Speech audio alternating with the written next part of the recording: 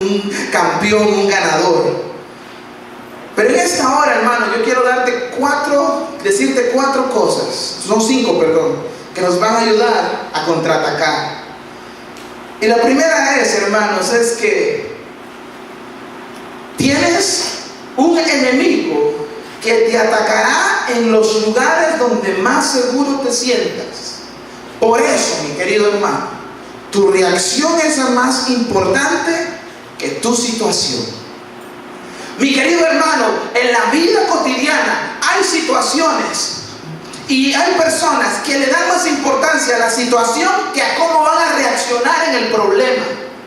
Dios quiere que tú aprendas a ser un creyente que en su vida le dé importancia a su reacción antes que a la situación. Porque te voy a explicar algo. Quiero que vayas conmigo al pasaje y vamos a aprender esto. Dice la palabra de Dios: al tercer día David y sus hombres llegaron de Siclag. ¿Saben qué era Siclag? Siclag era un territorio que le habían dado a la tribu de Judá. Y la tribu de Judá estaba acentuada en Negev. Y Siclag era específicamente el campamento donde David, sus guerreros, sus 600 valientes, los valientes de David, que en la Biblia se menciona mucho, de hombres que tenían coraje, de que una vez el rey quería comer algo y dos de sus hombres fueron a pelear por la comida de su rey, de hombres que eran capaces de matar dos hombres, son matar a cientos de otros de los enemigos, porque eran hombres capacitados para pelear y eran hombres que veían en su rey como una inspiración para pelear. Déjame decirte algo, nosotros tenemos un rey que venció la muerte, se llama Jesucristo, que venció el Calvario, que la tumba no lo pudo vencer, y al no poderlo vencer, Él tiene que ser la inspiración más grande para que nosotros peleemos, así como Jesús. Dice la Biblia que Jesús estaba viendo en la entrada del templo y a punto de entrar a Jerusalén una semana antes de matarlo, y la Biblia dice que Él puso su cabeza como un pedernal. En otras palabras, Él se determinó a ir a pelear. Y si nuestro rey peleó y tú tienes a Cristo en tu corazón, tú también te puedes inspirar en la valentía que Jesús tuvo. Y mi querido hermano, dice el pasaje que al tercer día David y sus hombres llegaron a Siclag, que era el campamento. Yo creo que no había lugar donde él se sentía más seguro que en Siclag, porque era su campamento. ¿Por qué? Porque ahí estaban sus esposas y sus hijos. Y no es cierto, mi querido hermano, que a veces el enemigo llega a tu casa y ahí el primer lugar donde el diablo quiere atacarte es en tu casa, en el territorio donde tú te sientes más segura, donde tú crees que aquí en tu casa no te va a pasar nada, que aquí en tu casa. Fíjate, te voy a decir algo chistoso. Ayer estábamos viendo una película con mi esposa. Yo llegué del trabajo y después me iba a preparar y yo supuestamente tenía que dormir. Le digo: María, me voy a dormir 1 hora. Me despiertan después de 1 hora, pero después ella estaba viendo la película es tan buena que no me pude dormir. Y estábamos en eso y de repente, no sé si ¿cuántos viven en apartamento? Levanten la mano que no viven en apartamento. Pero no es cierto, o sea, usted sabe que hay personas que quieren entrar al edificio y como no saben el número de timbre de la persona, lo que hacen es que le tocan a usted. Y usted piensa que es a usted que le están tocando. Y nosotros estábamos de lo más tranquilos y de repente oímos, y el timbre de nosotros suena durísimo. Y la película estaba de esa acción que uno se queda así como, ya viene algo bueno. Y de repente, ¡pi!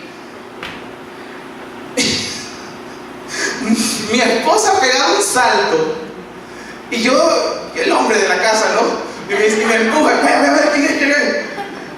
y me dice que yo vaya a ver qué es. Y yo salgo, abro por el hoyito y yo no sé por qué, de que no sé si de los nervios, porque uno piensa que algo está pasando, porque me pitaron como 2 o 3 veces.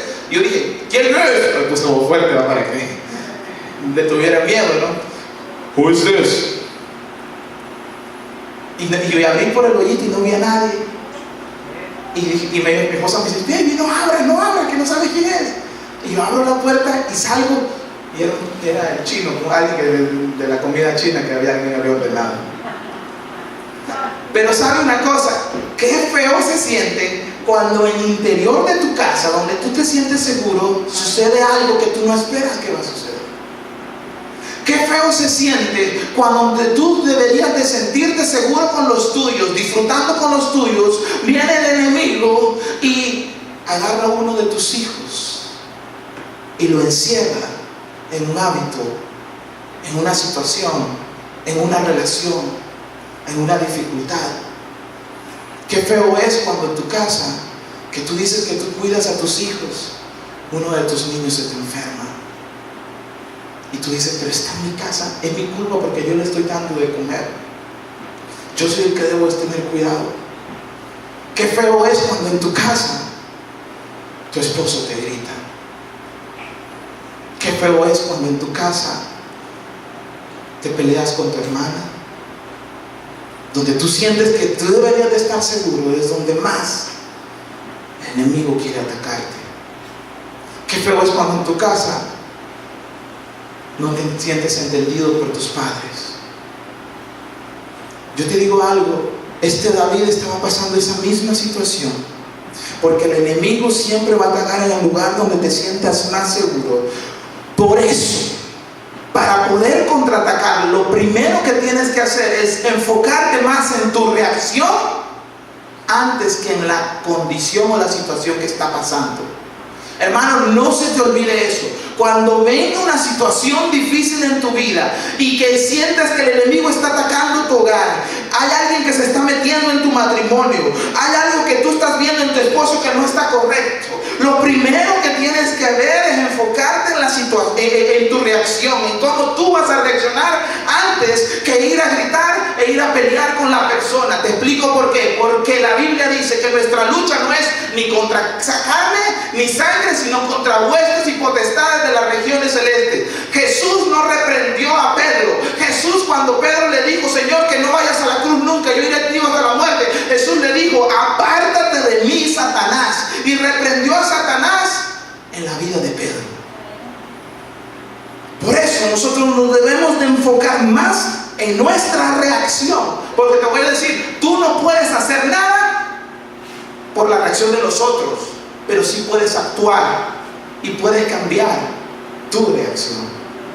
Y mi querido hermano, David entendió eso, y dice el pasaje que estamos leyendo ahorita mismo, que al tercer día David y sus hombres estaban en Ziklag, el campamento de David, y ellos estaban, y dice la palabra de Dios, y se encontraron con que los amalecitas que habían hecho, habían invadido la región de Negev, del Negev. Negev ese sí era el territorio que les habían dado a la tribu de Judá.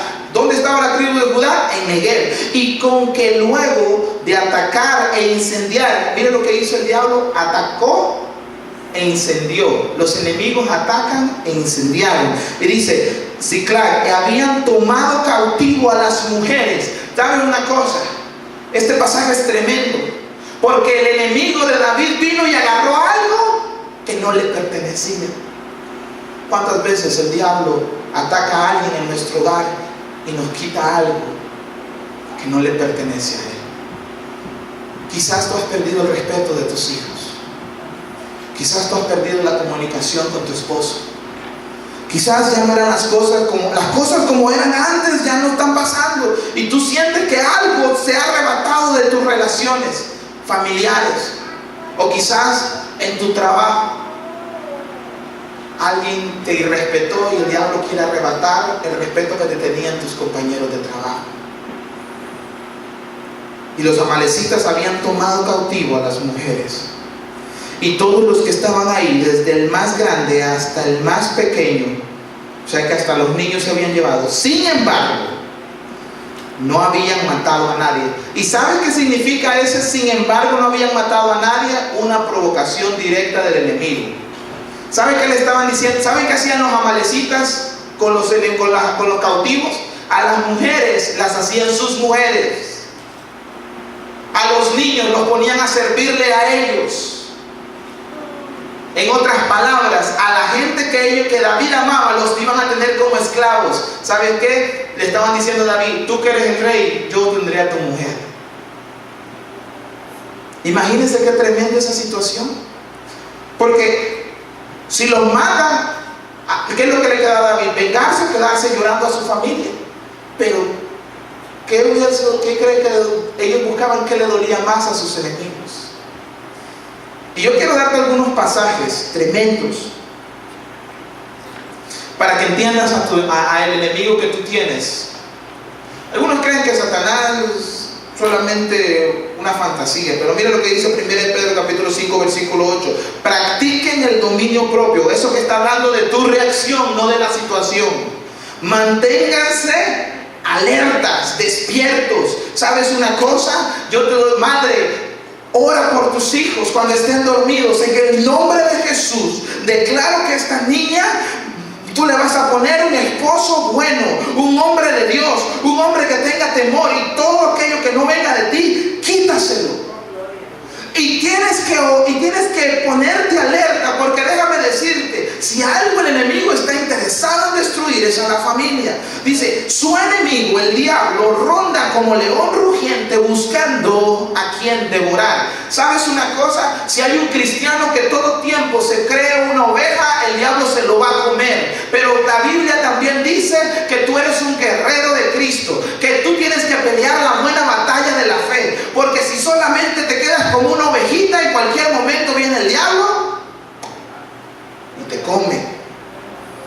Pero para eso debemos de practicar el dominio propio y mantenernos alertas, despiertos. Hermanas, le hablo a las mujeres: piensen en las áreas de su vida que su relación con su esposo está fallando, y si él no es creyente, trate de testificar a Cristo a través de su vida. En lugar de ponerse a pelear con él, trate de ponerse en él y decirle: ¿sabes qué? Yo voy a agradar a mi Dios, voy a honrar a mi Dios. Y ¿sabes qué? Honrando a Dios, Dios va a empezar a actuar en la vida de ese hombre, porque tú serás el mayor testimonio para que ese hombre llegue a Cristo. Pero mira lo que dice también la Biblia en 1 Timoteo capítulo 6 versículo 12, y este es importante, este pasaje: pelea. Hermano, dile al que está al lado: pelea. Pelea. Pelea, hermano. La Biblia, este no es un mensaje de te pegaron en la mejilla, da la otra. No, hoy no, hermano. Hoy Dios está diciendo: pelea la buena batalla de la fe. Y mira lo que dice: haz tuya la vida eterna, a la que fuiste llamado, por la cual hiciste aquella admirable declaración de fe delante de muchos testigos. Cuando yo hago mía la vida eterna, es cuando yo tomo autoridad en Dios, cuando yo me planto en Dios y tú dices: esto es lo que le agrada a mi Señor, y muero con estas convicciones. Y sabe una cosa, no hay soldado más recordado que aquel que peleó hasta el último momento. ¿Sabe qué? Aquel que salió corriendo y le dieron un balazo y murió en el camino huyendo, nadie lo recuerda. Pero usted sabe, en los Estados Unidos, la famosa bandera de aquellos hombres que estaban levantando una bandera. ¿Han visto esa foto, esa imagen de esos soldados americanos levantando la bandera de Estados Unidos y uno mandando a pelear al frente? Esos son los que se recuerdan, los que pelean hasta el último momento, los que no se dejan amedrentar. Porque déjame decirte una cosa, y esto es importante, hermano: el diablo es un enemigo vencido. El diablo es un enemigo vencido. Le preguntaron, iba a usar esta ilustración antes, pero la voy a usar ahora. Después, pero la voy a usar ahora. Le preguntan a un predicador famoso. ¿Cuántos de ustedes conocen a Billy Graham? Tremendo hombre de Dios. Le dicen: Billy Graham, te quiero preguntar algo. Le hace una pregunta a un periodista famoso de los Estados Unidos. Le dice: muchos de los contemporáneos o pastores o predicadores le dan mucha importancia al diablo. ¿Por qué tú en tus mensajes casi no hablas de Satanás? Y Billy Graham irónicamente dice: ¿Satanás? ¿Quién es Satanás? Y le dice: Satanás, el príncipe de las tinieblas, el acusador. La Biblia habla, le dice que es el acusador, que era un ángel caído. Satanás. Y Billy Graham hace una cara así, dice: Satanás, Satanás, Satanás. A ver, repítame el nombre. ¿Tiene otro nombre? Lucifer, el acusador, le dice el periodista. Ah, dice Billy Graham, hablando del cual Cristo venció en la cruz del Calvario? ¿Tú me estás hablando del cual ya está derrotado y su destino es el lago de fuego? ¿Tú me estás hablando de aquel que no tiene autoridad sobre los hijos de Dios, porque el espíritu que mora en mí es más fuerte que el espíritu demoníaco que mora en el mundo? ¿Tú me estás hablando de aquel que Dios mismo lo desterró al infierno y tiene como final la condenación y el lago de fuego? Y le dice Billy Graham: me disculpa, Señor, pero yo no tengo tiempo de hablar de perdedores cuando tengo un Cristo ganador y victorioso en mi vida. Amén.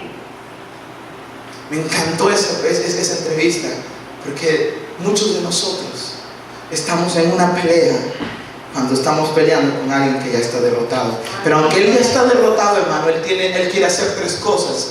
El enemigo quiere hacer, y por favor preste atención, porque muchos de nosotros nos peleamos de regreso, porque estas tres cosas día tras día lo hace el diablo en nuestra familia, lo hace en nuestro trabajo, lo hace en nuestras relaciones. Tres cosas que el enemigo quiere hacer en tu vida para destruirte. Número uno, el enemigo quiere dividirte. Quiere dividirte. Número dos, el enemigo quiere derrotarte. Y número tres, el enemigo quiere desanimarte.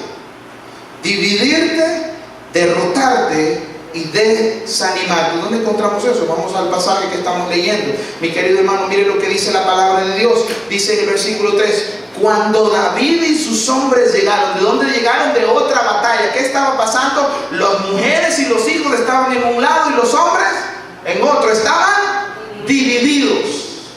No estaban en el mismo lugar. Le hablo a los hombres: hombres, tu lugar es la casa. Tu lugar es la casa. Tú no tienes que buscar afuera otra cosa. ¿Sabes qué? Tu lugar es la casa. Hombre que sale, hombres y mujeres, cuando salgan del trabajo: ¡ay, qué bien! Mi compañero de trabajo me invitó a comer porque somos amigos y nos llevamos muy bien. No. El que quiere estar firme, mire que no caiga. Mire que no caiga. Porque para fallarle a Dios es un minuto en la carne. Y por un minuto vas a desperdiciar la vida eterna. Y sabes una cosa, la palabra de Dios dice: cuando David y sus hombres llegaron, porque estaban divididos, encontraron, ahí está la división ahora, encontraron que la ciudad había sido quemada y sus esposas e hijos habían sido llevados cautivos. Ahí ya fueron derrotados, porque se habían llevado a su esposa, a sus hijos, y habían quemado todo. David y los que estaban con él se pusieron a llorar y a gritar hasta quedarse sin fuerzas. Estos hombres estaban desanimados. ¿Sabe por qué? Porque acababan de ganar una batalla contra los filisteos. Los capítulos anteriores, David y sus 600 habían destruido a los filisteos. Y sabe que ¿cómo tú te sientes? Y no es cierto que en la vida muchas veces nosotros vencemos una batalla y tú dices: por fin pagué ese préstamo, por fin salí de esa deuda. Y de repente viene una emergencia y tienes que volver a endeudarte y dices: ¿otra batalla? Y te desanimas y te dices: ¿por qué me están dando? ¿Por qué nunca puedo ahorrar? ¿Por qué nunca puedo tener para mi futuro? Quiero comprar mi casa y todavía no lo puedo ahorrar. ¿Qué es lo que está pasando? O en los negocios, aquellos que tienen negocios, que a veces dicen: ya terminé de pagar esto, y de repente viene una situación y dicen: ¿y ahora qué tengo que pagar esto? ¿Y esta deuda de dónde salió? Y sucede en la vida, hermanos, porque eso es lo que el enemigo quiere hacer: dividirte, derrotarte y desanimarte. Y mi querido hermano, miren lo que dice la palabra de Dios hablando de la división. Mateo capítulo 12 versículo 25 dice: Jesús conocía sus pensamientos y les dijo: todo reino dividido contra sí quedará asolado, y toda ciudad o familia dividida contra sí misma no se mantendrá en pie. Por eso en la familia tiene que haber unión. Y yo les recomiendo a las familias: hagan altar familiar. Júntense para leer la Biblia juntos. Hablen y le digan, pregunten a los hijos, que padres no tengan miedo de decirle a los hijos: ¿he hecho algo yo que te ha hecho sentir mal? Y hijos, no tengan miedo de decirle a sus padres: mamá, no me gustó que me hablases de esta manera. Porque si en el hogar el enemigo los logra desunir, es para destruirlos. Debemos de aprender eso, hermanos, porque una familia dividida, dijo Jesús, contra sí misma no se mantendrá en pie. Pero mis queridos hermanos, otra cosa, no solo nos quiere dividir, también nos quiere derrotar. Miren lo que dice Juan, en Juan capítulo 10 dice: el ladrón no viene sino ¿para qué? Hurtar, matar y destruir. Pero gloria a Cristo, que Jesús dice: yo he venido para que tengáis vida y para que la tengáis en abundancia. Pero sabe que en este pasaje encontramos el objetivo de cómo nos quiere derrotar. Te quiere hurtar tu gozo, quiere matar los propósitos de Dios en tu vida y quiere destruir tu relación con Dios, el enemigo. Y si tú no estás alerta, es un ladrón, y los ladrones no te avisan, hermano. Los ladrones no te mandan un letrero, te mandan un email o un texto: mira, como a las 12 voy a llegar a robar tu casa. ¿A cuántos de ustedes han recibido una llamada de un ladrón? Hey, como a las 8:30 más o menos, déjame la puerta abierta que voy a llegar a robarte todo. El ladrón no avisa, el ladrón llega cuando menos lo esperas. Quiere destruirte, pero también el enemigo quiere desanimarte. Dice la palabra de Dios, mira, Apocalipsis capítulo 12 versículo 10. Luego oí, pero fíjense que este pasaje nos da alegría, pero después nos dice algo de este enemigo. Luego oí en el cielo una gran clamor: ha llegado ya la salvación y el poder y el reino de nuestro Dios. Ha llegado ya la autoridad de su Cristo, porque ha sido expulsado. Mire quién fue: el acusador de vuestros hermanos, el que los acusaba de día y de noche delante de nuestro Dios. En otras palabras, ¿cómo te desanima el diablo? Acusándote. No has logrado esto, no sirves tú, no lo vas a poder lograr. Tienes tantos años en este país y todavía no sabes nada. Te acusa, y no dice que él descansa, dice de día y de noche. Mire, hermano, le voy a decir algo: Satanás no fue ayer que él empezó a lidiar con nosotros los seres humanos. Tiene más de 2000 años haciendo caer a personas en tentaciones. Empezó con Eva y le mintió a Eva. ¿Sabes cómo engañó a Satanás a Eva? Le mintió con que Dios ha dicho que cuando comáis de ese árbol serás igual a él. Dios nunca dijo eso. Pero como es un acusador, es padre de mentira, eso es lo que él va a hacer. Mi hermano, la otra cosa que quiero compartirte por el tiempo es que entiende esto: confianza en Dios, oye bien, es la mejor arma de contraataque para destruir a nuestros enemigos. ¿Cuántos dicen amén? Hermano, qué tremenda es la palabra de Dios. Mire lo que dice la palabra de Dios. Dice: David se alarmó, pues la tropa hablaba ¿de qué? De apedrearlo. ¿Cuántos de ustedes les ha pasado de que en su familia, en el trabajo, en alguna relación que tuvieron, por un problema, una circunstancia, falta de comunicación, la persona con la que más ustedes sentían confianza de unión, luego después se puso en contra de ustedes? ¿Y sí o no pasa eso, hermanos? Las personas que más nosotros que deberíamos de ir y confiarle, luego vienen y se ponen en contra de nosotros. Los valientes, los que estaban dispuestos a dar la vida por su rey, estaban tan preocupados en el problema porque sus hijos se habían ido con los amalecitas, porque sus mujeres se habían ido, que pensaban en apedrear a su rey. Como muchos de nosotros pensamos y empezamos a reclamarle a Dios y decimos: Dios, ¿cómo es esto de que yo te estoy sirviendo? Y te desenfocas y empiezas a ver en las circunstancias y te sales de las circunstancias y no confías en Dios, y lo que empiezas a hacer es a echarle la culpa a Dios. Pero mira lo que dice el pasaje: y es que todos se sentían. ¿Cuál era la razón por la que ellos estaban así? Porque se sentían amargados por la pérdida de sus hijos e hijas. Y cómo no, madres, ¿a quién de ustedes les va a gustar que su hija se pierda o su hijo se pierda? ¿Cómo te sentirías si Dios no quiera, Dios te libre, algo les pasara a tus hijos? ¡Qué tremendo dolor!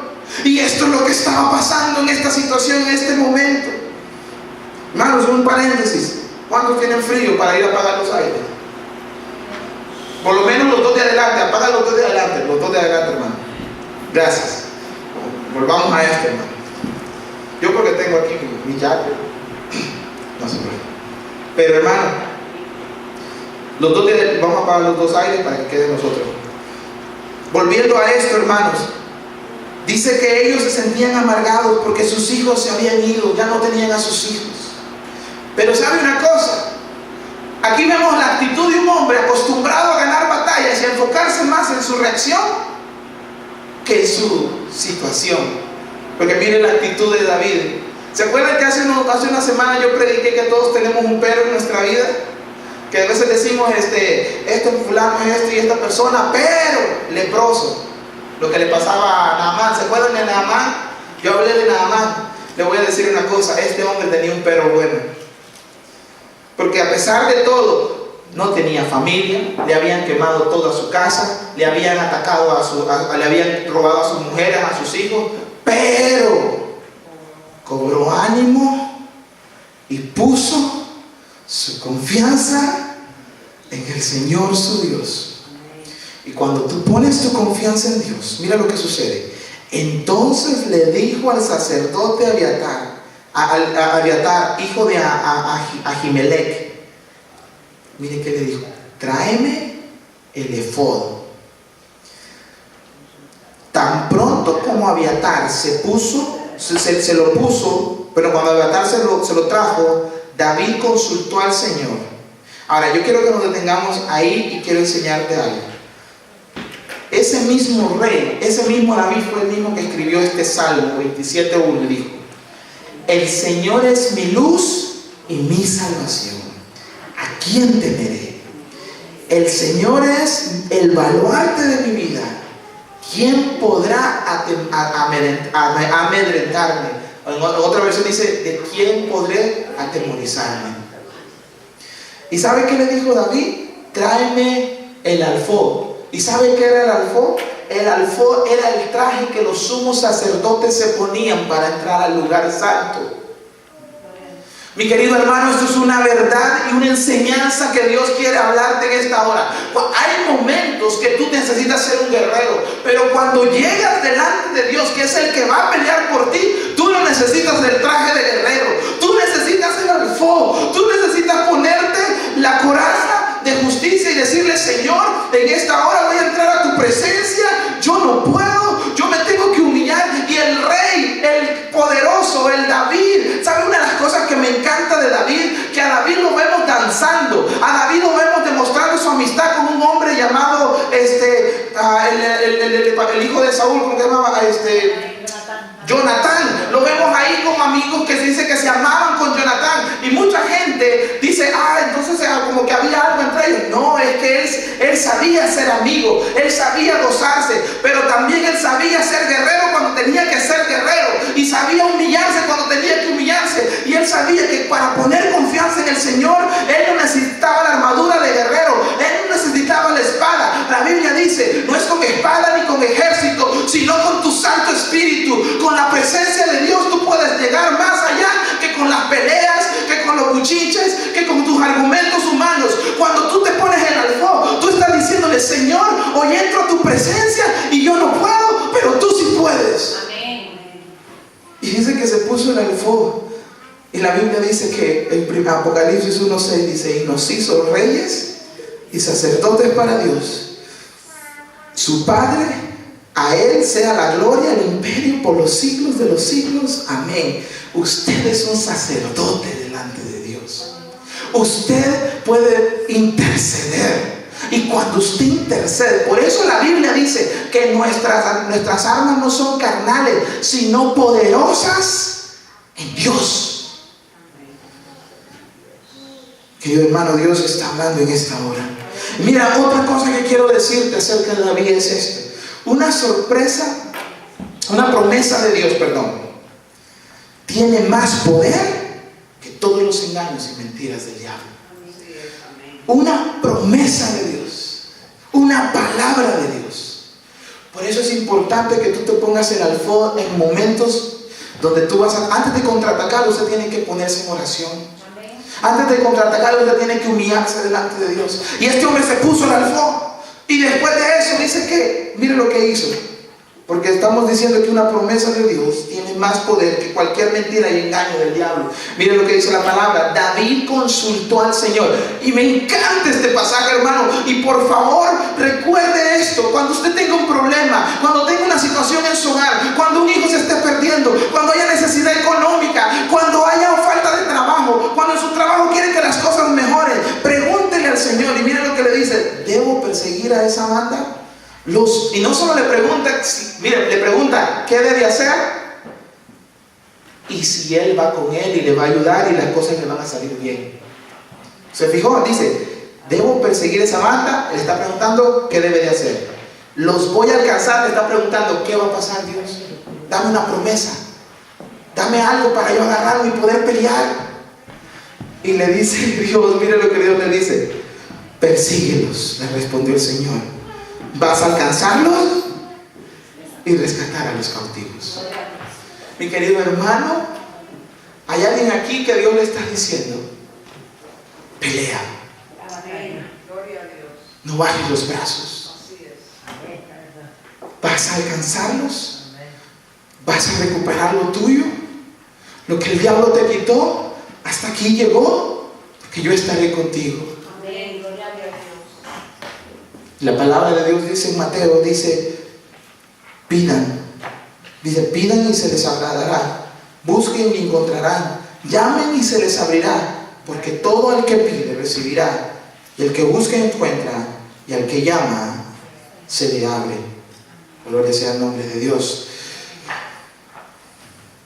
Y el pasaje que le estaba diciendo ahorita, porque las armas de nuestra milicia no son carnales, sino poderosas en Dios para la destrucción de fortalezas. Mire lo que va a hacer cuando tú tienes una promesa de Dios y tú vas confiado en esa promesa. Dice, derribando argumentos y toda altivez que se levanta contra el conocimiento de Dios y llevando cautivo todo pensamiento a la obediencia de Cristo. En otras palabras, lo que el apóstol está diciendo, cuando venga la prueba, tú tienes que pensar en esa promesa y todo pensamiento que tengas de negatividad lo llevas cautivo y lo traes a la obediencia de Cristo. Cuando tú digas, ay, es que si podría hacer esto, no, ese pensamiento cautivo en la obediencia de Cristo. Cristo me dijo que sí y voy para adelante, no me voy a caer, voy a seguir, porque sabes que el enemigo va a empezar a tirar dardos, te va a empezar a decir, pero no puedes, pero no tienes recursos, pero él no va a cambiar. Pero tú dices, pensamientos